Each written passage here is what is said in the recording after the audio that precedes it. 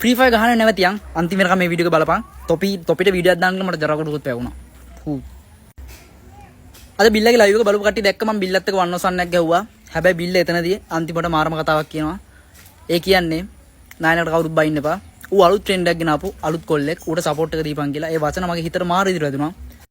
ඉතින් මං කිව්වා වගේ මට ඕනේ නැහැ සබ්ස්ක්‍රයිබර්ස්ලා ලක්ෂ ගන්න, සබ්ස්ක්‍රයිබර්ස්ලා ලක්ෂ 2 ගන්න. මට ඕනුනේ මේ ගේම් එක ඇතුලේ චාටර් වල හරි නමක් තියන්න. ඉතින් මං ඒ දෙක තිබ්බා. මං ඕගොල්ලන්ට කලින් වගේම හැම වෙලෙම කිව්වා මගේ අන්තිම උත්සාහය බිල්ලත් එක්ක කස්ටම් එක ගන්න, බිල්ලත් එක්ක කස්ටම් එක ගහලා මම ෆ්‍රී ෆයර් එකට සහ මගේ YouTube channel එකට තිත තියෙනවා. ඉතින් හෙට දානවා මම බිල්ලත් එක්ක ගහපු කස්ටම් එකේ මගේ ගේමින් යන YouTube channel එකෙන්.